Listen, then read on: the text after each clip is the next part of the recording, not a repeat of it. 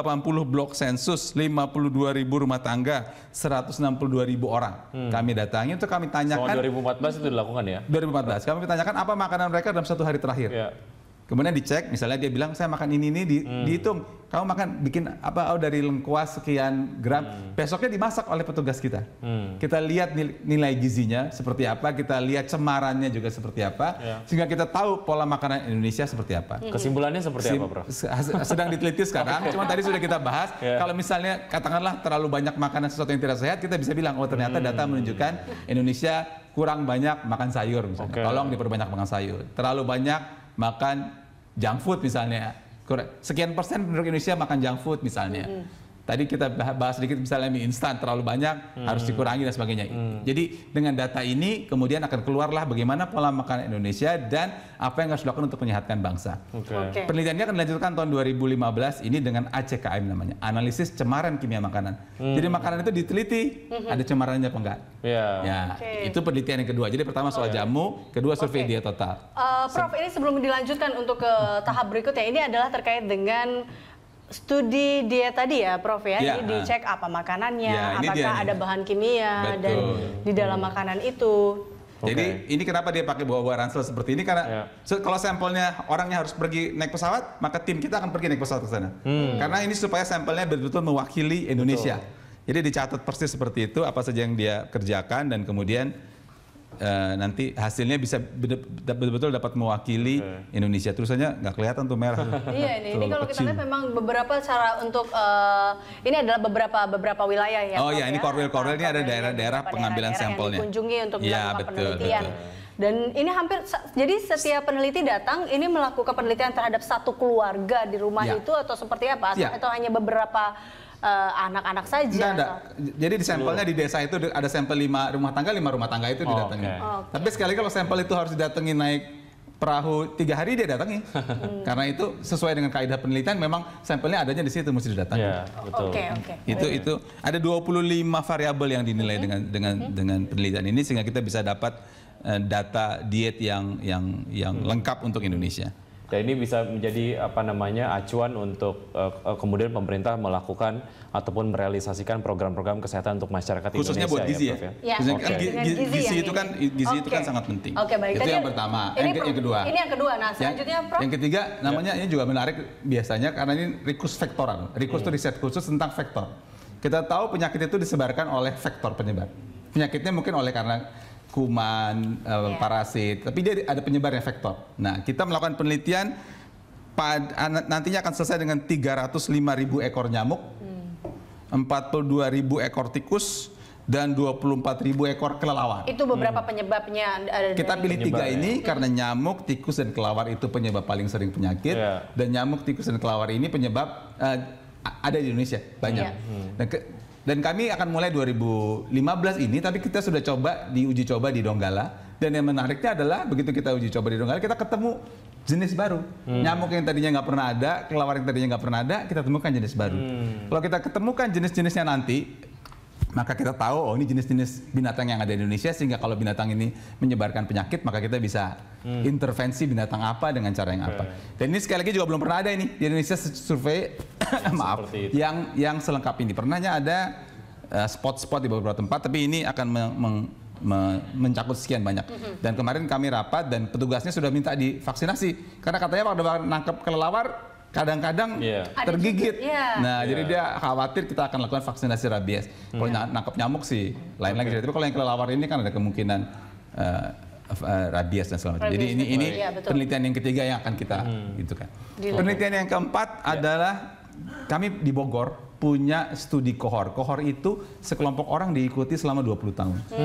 Jadi kita tahu kan kalau dia diikutin orang yang sama diikuti selama 20 tahun untuk lihat apa perubahan kehidupannya. Jadi lebih detail lah karena melihat mereka dari pergerakan atau dari awal hingga sampai akhir penelitian itu sehingga mendapatkan hasil riset. Awalnya tuh bahkan dari masih dalam kandungan. Jadi ibu hamil dimulai sudah teliti sampai anaknya lahir sampai anaknya itu nanti besar. Jadi kalau ibunya kebanyakan dugem, apakah anaknya misalnya begitu? Mempengaruhi. Bukan dugem tentu saja, gizi ibunya dan segala macam gitu. Nah itu kami lakukan di Bogor, ada 5 ribuan yang ibu hamil itu, dan ada juga sekelompok lagi bukan ibu hamil anak, tapi untuk penyakit tidak menular.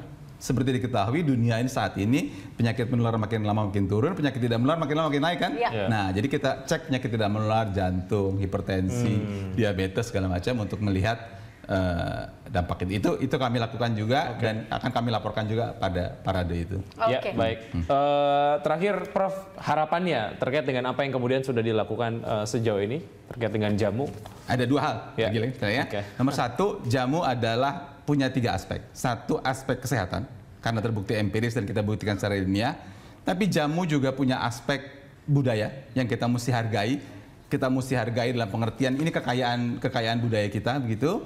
Dan yang ketiga, jamu kami dekati dari kacamata penelitian untuk memberikan bukti-bukti saintifik. Jadi itu 3 aspek itu yang kita coba sampaikan pada acara kita hari ini. Tapi yang kedua yang ingin saya sampaikan juga, selain penelitian yang jamu, kami di Badan Penelitian dan Pengembangan Kesehatan melakukan juga penelitian-penelitian lain, baik pada faktor penyakit, pada gizi. Tadi kita belum bahas tentang cemaran lingkungan. Kami punya laboratorium untuk meneliti Ebola dan sebagainya. Jadi penelitian kesehatan itu dilakukan sejalan dengan program kesehatan lain, agar program kesehatan kita itu bukan hanya program berdasarkan literatur saja, tapi berdasarkan penelitian anak bangsa sendiri. Ya. Prof, terima kasih banyak. Sama-sama. Hidup jamu Indonesia. Ini berarti jamu adalah harta karun Indonesia yang memang harus digali lagi sehingga mendapatkan hasil yang lebih banyak lagi. Baik, terima kasih Prof telah hadir bersama kami dalam Lunch Talk, dan pemirsa kami akan kembali sesaat lagi.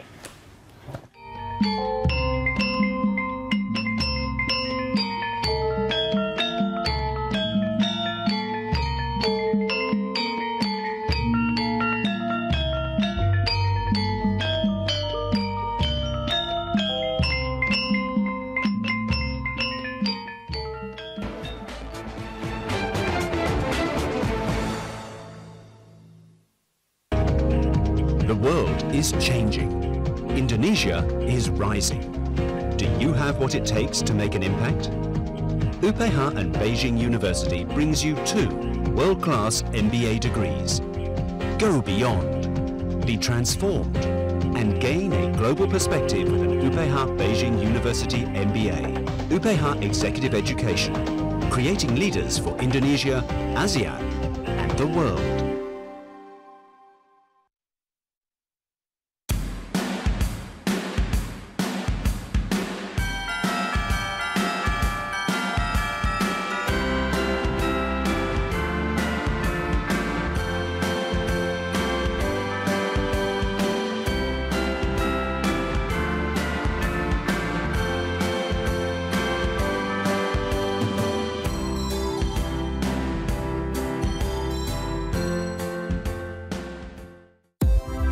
Berita 1 hadir dalam multi-platform mobile app, live streaming, radio, foto dan buletin, sosial media dan citizen journalism. Mobile app Berita 1. Download segera aplikasinya via smartphone Anda dan nikmati tayangan dan sajian informasi kami.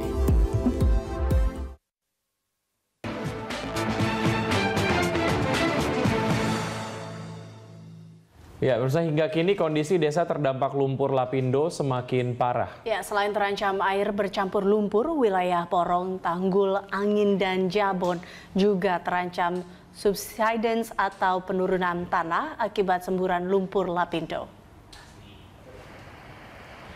Penurunan tanah juga mengancam jalan raya Porong dan rel kereta api di sisi barat Tanggul, penahan lumpur Lapindo. Bahkan penurunan tanah sering terjadi di sepanjang rel kereta api dan jalan raya Porong.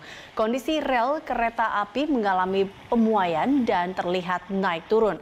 Meski penurunan tanah tidak separah awal terjadinya semburan lumpur, Badan Penanggulangan Lumpur Sidoarjo BPLS menghitung di dekat rel kereta api dan jalan raya tanah turun sekitar 3 hingga 5 cm tiap bulannya.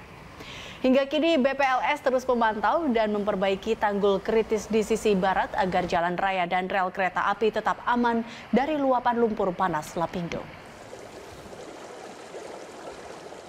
Penurunan tanah itu sendiri paling signifikan ada di sekitar barat, itu 10D di desa Siring yang saat ini exit tol Porong terkenalnya. Itu mencapai kurang lebih 3-5 cm per bulan. Tunggul Lapindo di mana lumpur Lapindo titik 73 pada Rabu lalu kini berhasil ditutup dengan alat berat oleh Badan Penanggulangan Lumpur Sidoarjo atau BPLS. Ya, namun aliran lumpur panas Lapindo masih mengancam 2 desa di sisi utara Tanggul karena BPLS ternyata membuang lumpur panas Lapindo ke arah pemukiman warga melalui pipa besar. Tanggul lumpur Lapindo titik 73 di Sidoarjo yang sebelumnya jebol kini telah berhasil ditutup dengan menggunakan alat berat oleh Badan Penanggulangan Lumpur Sidoarjo atau BPLS. Penutupan tanggul ini dilakukan agar banjir air bercampur lumpur yang menggenangi desa Gempolsari tidak semakin parah, mengingat hujan diperkirakan akan terus turun di wilayah Sidoarjo. Ironisnya meski tanggul sudah ditutup, BPLS justru memasang pipa besar untuk mengalirkan lumpur di bawah tanggul di titik 73 yang sampai saat ini tanggulnya belum selesai dikerjakan. Akibatnya 2 desa di sisi utara tanggul, yakni Desa Gempolsari dan Kali Tengah Kecamatan Tanggul Angin Sidoarjo, tetap dihantui banjir lumpur karena aliran lumpur panas Lapindo ini tetap mengarah ke area pemukiman warga. Sebelumnya pembuangan lumpur melalui pipa besar ini dilakukan karena lumpur di titik 73 volumenya sudah sama dengan ketinggian bibir tanggul, sehingga jika tidak dibuang maka lumpur akan meluber dan mengancam tanggul jebol kembali. Kontributor Berita 1 Sidoarjo, Jawa Timur.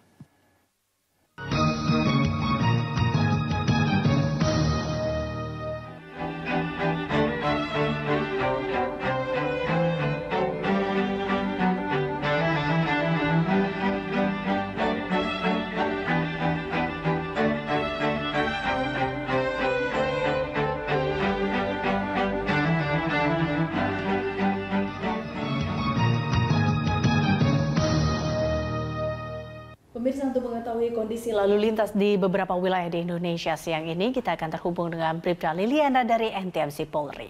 Ya, Bribda Liliana, silakan dengan laporan Anda. Baik, terima kasih Elisa.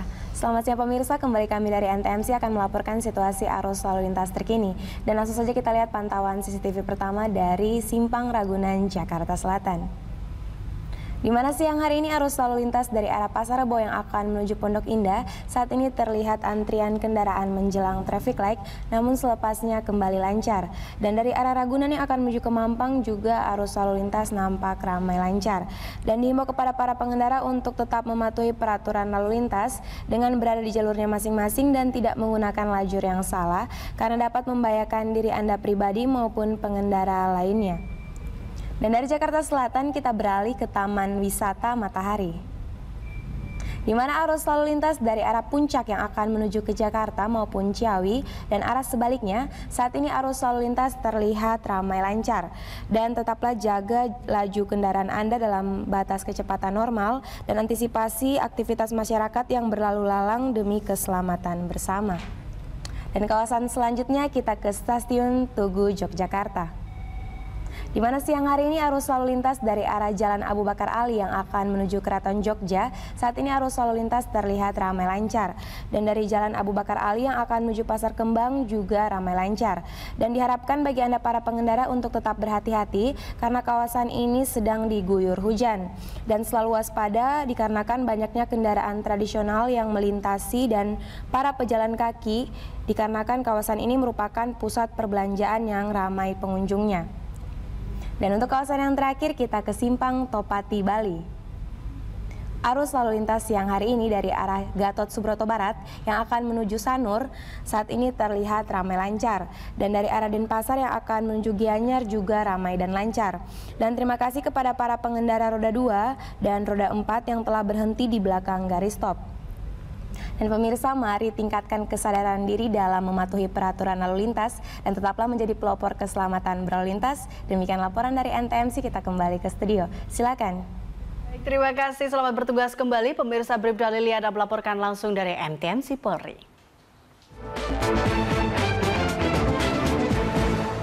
Semarak sambut Natal Hypermart. Diskon 40% untuk pembelian kedua semua makanan kaleng, kornet, dan ikan merek Pronas dan Chip.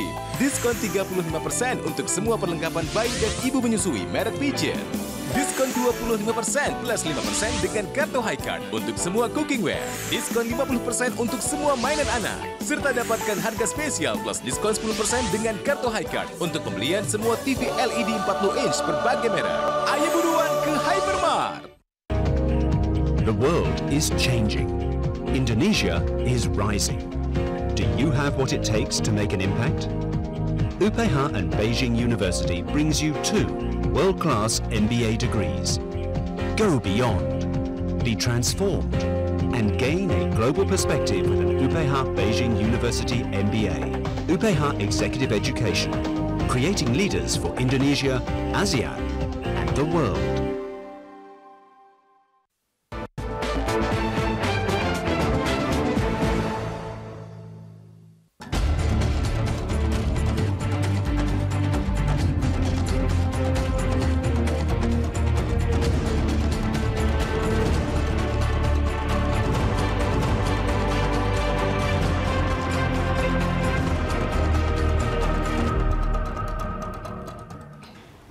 Tim SAR gabungan kembali menemukan 2 jenazah korban longsor Banjarnegara, Jawa Tengah. Ya, sementara Gubernur Jawa Tengah Ganjar Pranowo mengatakan operasi pencarian terhadap korban longsor Banjarnegara dihentikan hari ini.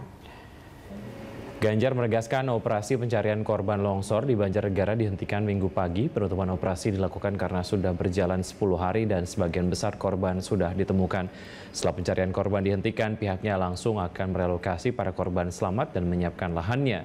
Saat ini sudah ada 44 kepala keluarga yang setuju untuk direlokasi ke tempat baru. Namun Pemprov Jawa Tengah masih kesulitan mencari lahan apalagi jika tanahnya milik penduduk.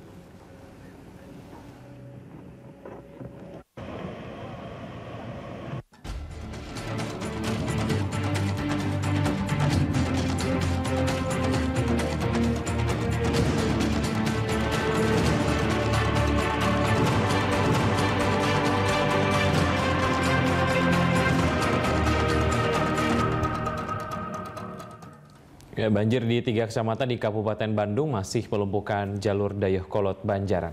Ya, ketinggian banjir akibat luapan sungai Citarum ini mencapai 1 meter.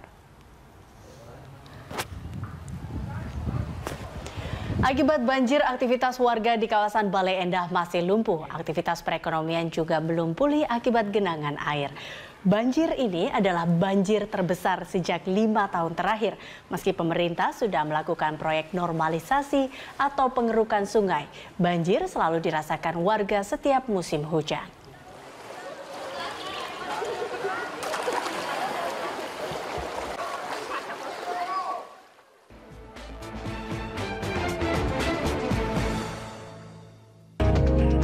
The world is changing.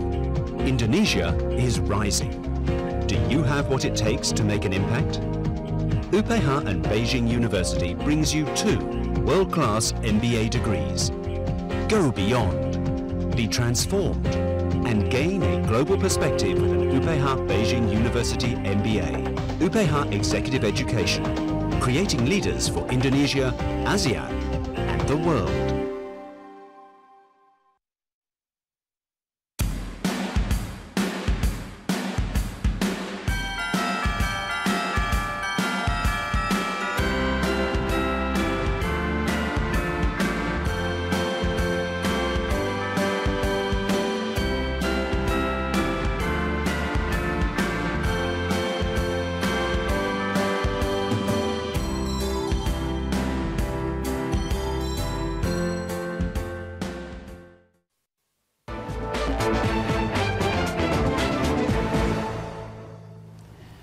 Ya, merayakan hari ulang tahun pertama layanan internet cepat Bolt menggelar Champion Walk 2014 di jalur Car Free Day Jakarta hari Minggu pagi. Ya, Fun Walk ini disambut meriah masyarakat dan melibatkan ratusan karyawan serta manajemen Bolt. Merayakan hari ulang tahun pertama, layanan internet cepat Bolt menggelar Champion Walk 2014 di jalur Car Free Day Jakarta hari Minggu pagi. Dalam kesempatan yang melibatkan ratusan karyawan Bolt, berikut masyarakat di arena Car Free Day, Bolt melakukan Fun Day dengan Super Power Dance. Sebuah senam massal dengan diiringi theme song Bolt Super Power. Basically kita sebenarnya di sini adalah untuk celebrate first anniversary. Di mana kita setelah peluncuran selama setahun kita telah sukses, makanya ini sebenarnya adalah selain Champion Walk juga kita kayak Family Day. Selain itu memperkenalkan Bolt ke masyarakat sekitar, karena Bolt itu adalah mobile internet dengan 10 kali lebih cepat. Pokoknya top dan banyak games. Nah ini kita memperingati setahunnya Bolt hari ini. Jadi kita ada Champion Walk, kita senang-senang bareng. Gitu. Kegiatannya apa aja? Kegiatannya nanti ada kita lari ke sana 2 kilo. CEO PT Internux yang mengelola produk Bolt Super Cepat, Diki Mohtar, menyampaikan event Fun Walk sejauh 2 km minggu pagi ini sekaligus mempromosikan Bolt kepada masyarakat luas. Sebagai penyedia layanan 4G Lite pertama di Indonesia, Bolt akan meningkatkan produk layanannya semakin baik di tahun kedua nanti. Ya, pagi ini kita semua berkumpul di Car Free Day karena hari ini kita merayakan 1 tahun beroperasinya Bolt secara komersial. Jadi apa yang kita lakukan adalah kita mengundang semua karyawan untuk hadir di sini dan kita melakukan fun walk sama-sama. Kita panggilnya inilah Champion Walk gitu. Jadi ini untuk memotivasi semua karyawan. Di samping itu juga untuk memberikan promosi juga kepada masyarakat yang datang di sekitar sini bahwa Bolt sudah 1 tahun dan kita juga sudah bisa melaporkan bahwa kita sudah mencapai 1 juta pelanggan. Jadi kedepannya kita akan memperkenalkan lebih banyak lagi device, terutama power phone, smartphone kita, supaya masyarakat bisa menikmati 4G lebih banyak lagi. Setelah dikeluarkannya izin layanan internet 4G oleh pemerintah awal Desember lalu, Bolt sedang merancang inovasi meningkatkan performa layanannya untuk bersaing dengan layanan internet cepat lainnya yang mulai bermunculan dalam format 4G. Awal Desember lalu, Bolt Super Cepat mulai merambah Kota Medan, Provinsi Sumatera Utara dan mendapat antusias ribuan pengguna. Di hari ulang tahun yang pertama, Bolt mencatat pencapaian 1 juta pelanggan hanya di Jabodetabek. Carlos Michael, Haryadi Jamal, Berita 1 Jakarta.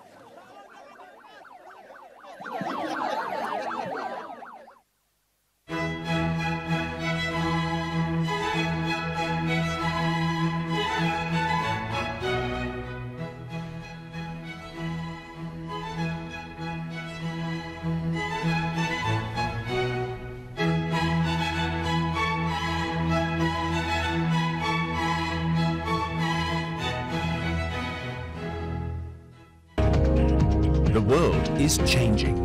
Indonesia is rising. Do you have what it takes to make an impact? UPH and Beijing University brings you 2 world-class MBA degrees. Go beyond, be transformed, and gain a global perspective with an UPH Beijing University MBA. UPH Executive Education, creating leaders for Indonesia, ASEAN, and the world. Berita 1 hadir dalam multi-platform mobile app, live streaming, radio, foto dan buletin, sosial media dan citizen journalism. Mobile app Berita 1.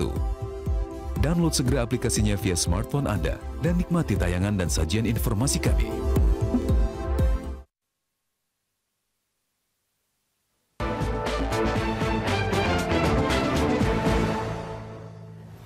Pemirsa, di akhir penghujung 2014 ini, Kota Tangerang diramaikan dengan wisata kuliner atau Pasar Lama Culinary Night yang digelar di Jalan Kisamaun, Pasar Lama Kota Tangerang, Banten.